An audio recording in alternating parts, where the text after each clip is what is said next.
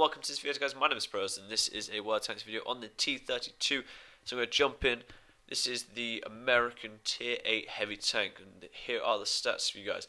It has 1,400 hit points, 760 engine power, a speed limit of 35 km/h, a traverse speed of 25, a hull armor of 127, 76 and 51, a turret armor of 114, 76 and 76, a standard shell damage of 240 to 400, a standard shell penetration of 149 to 248, a rate of fire of 4.76, a turret traverse speed of 26, a view range of 380 and a signal range of 745. So the stats there, obviously quite good, well-rounded stats. The engine power matched with the speed limit is really good. I really like that. This tank is quite fast compared to a lot of them, like the Black Prince obviously, and the Tier 8 version, which I can't quite remember. But yeah, very good tank. One of the biggest downsides to this tank I find is the range between the standard shell damage, 240 to 400. So there's a lot of the time puts you in a very awkward position when using it, where for me, I'm not 100% if I'm going to actually take this person out. I could do, if they, like obviously if they have like 380 health, I could one-shot them, I could finish them off, but then also I could just lose, like I could make like a miss, or no, sorry, I could do like 250 health damage, which isn't going to help me, and then he could take me out if I'm on a low health. So that's something that really bugs me about this tank, is the range between the damage, very inconsistent. But apart from that, very good stats, armor, traverse speed. I do really like this tank a lot. I think one of the main problems with it for me is it's not the tank as much. I think it's how I play. Sometimes I play a lot more aggressively with this tank, and I don't know, I just get destroyed quite easily, and I think that's a lot of the time to do with as well that I'm playing in a lot of high games.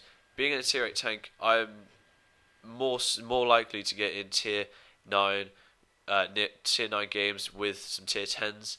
And if there's not any Tier 10s, then it's just like so many Tier 9s, it's ridiculous. And it makes a massive difference at this level. I find that artillery and tank destroyers just do a crazy amount of damage. They can sit back and just hide in their trees. Then you get lured out, and then you just get destroyed. So that's why I do blame it on myself partly for not being as good in this tank. But it's incredibly difficult to use. Obviously loving the T29 before this tank. This one's a lot harder to use. A lot of the tips and advice for this tank are very similar. Just you'd want someone like a tank destroyer, so an AT-15, a J-Panther 2, whatever. Just something that's with you that can do constant damage. Like, you know it's going to do some serious damage to these enemies, because being a heavy tank, you can't really sit there and take hits anymore. In this tier, I find it is very difficult to do that, unless you are top tier with quite a few tier 7s in the game. You want someone next to you, so you can hit them, do like, let's say 350 damage, then you got a teammate next to you that can do 450, 500, 600 damage, you never know. Artillery behind you covering you, you need teammates. It's not a very good standalone tank, I find.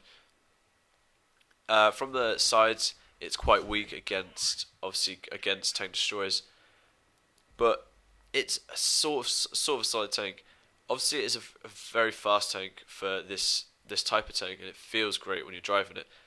But like I said, it is incredibly inconsistent with damage. I would go with, like I say this a lot of the time, and I feel like I'm repeating myself, but it's one of the best pieces of advice I can give with most tanks, is town areas of the map is so good for this.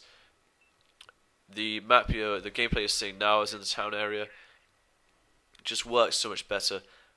Obviously we didn't win the game, you'll see in the end, but it's a very close quarters map, very close quarters town area, which is very good for this tank. But yeah, like I said, just stay with people who can do constant damage. Obviously you can do some decent damage, but the fire rate matched with the inconsistency of the damage, for me, doesn't work well. Like I said, I'm only on the first upgrade, so there's still one more to get, which is only 21,000, so I should have that soon. And then I might give you an update video, because it is a lot of XP to the Tier 9 tanks. I don't know how far we'll get with that. But if you have any tips on any tanks, especially this one as well, I would really appreciate it, but I'm sure other people will. So leave those in the comments, and I'll see you next time.